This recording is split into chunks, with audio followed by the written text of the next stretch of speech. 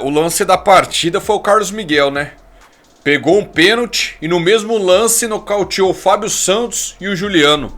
Monstro sagrado, né, velho? Mas vamos lá, rapaziada. Brincadeiras à parte.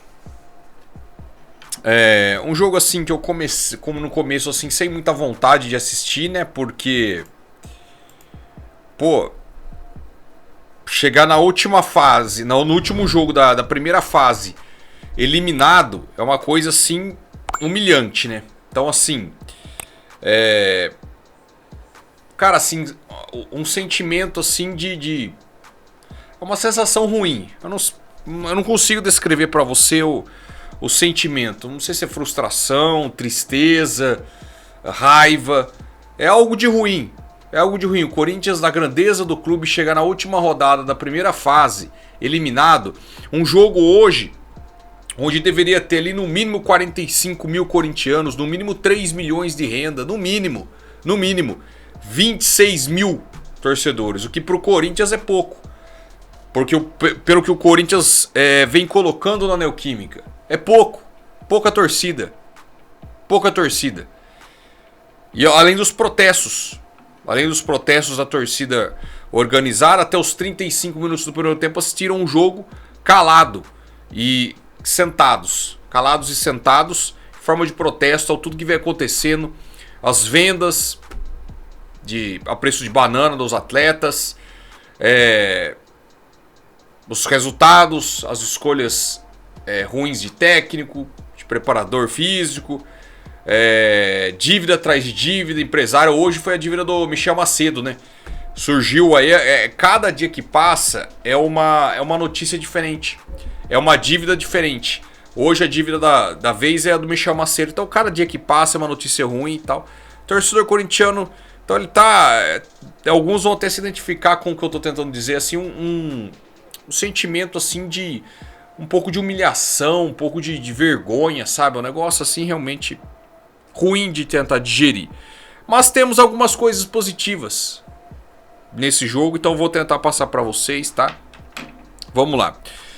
Primeiro, antes de falar do patrocinador, galera, você está querendo adiantar o seu FGTS, fixado no primeiro comentário, link na descrição, contato da Mais Ágil. Entre em contato com os caras, é o WhatsApp, é fácil, chame os caras, fala que viu pelo canal do Perinão, troca uma ideia, fala, tô precisando adiantar meu FGTS, o que eu faço? Aí os caras adiantam pra você em até 24 horas e é super confiável. Tem uma galera que tá perguntando pra mim no Instagram, é confiável? É muito confiável, galera. Então chame os caras aí, tá fixado no primeiro comentário na descrição, tá? Pontos positivos, podemos colocar o Carlos Miguel.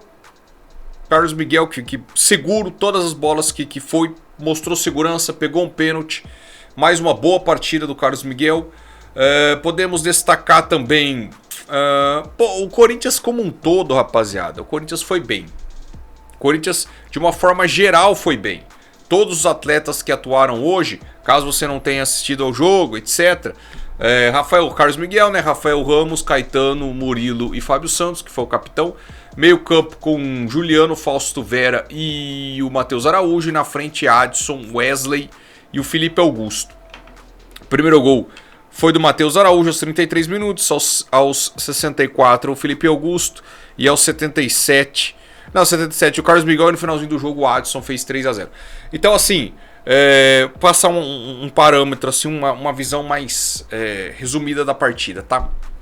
Todos os meninos foram bem, já os mais veteranos não. Fábio Santos, aquela partida comum dele, não agregou muito, né?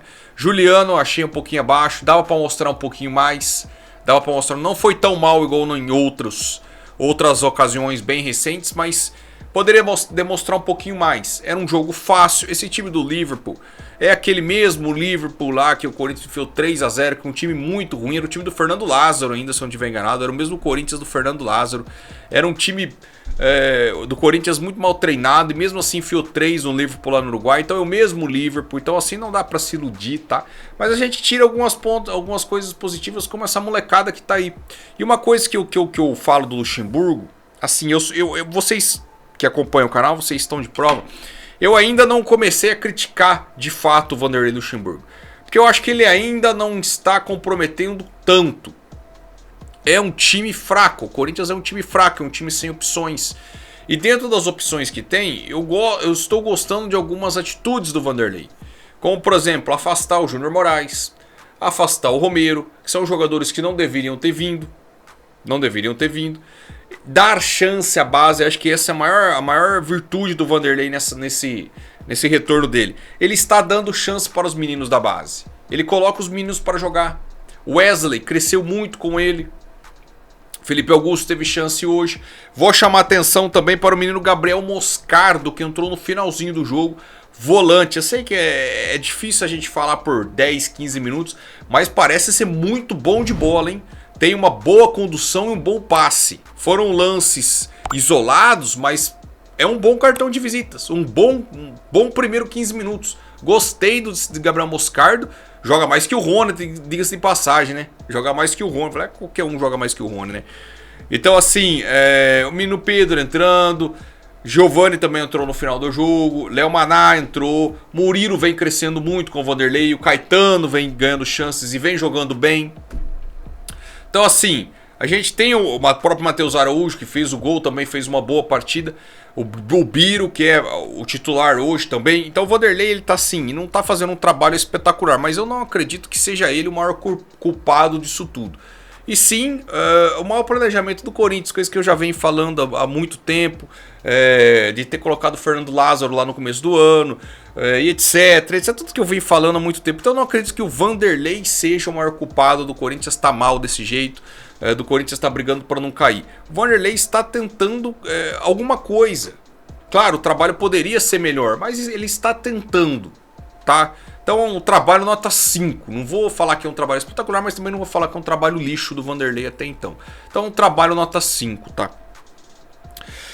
Deixa eu ver algumas coisas. Eu falei do Wesley, uma coisa que também eu já venho notando no Wesley, eu já falei em outros vídeos, mas é uma coisa que também precisam trabalhar nele, é a questão dele tocar um pouco a bola, né? Porque ele é muito bom jogador, ele é muito rápido, ele é aquele jogador que vai pra cima, que não tem medo de errar. Mas ele é muito fominha também, então ele tem que soltar um pouquinho mais a bola aí.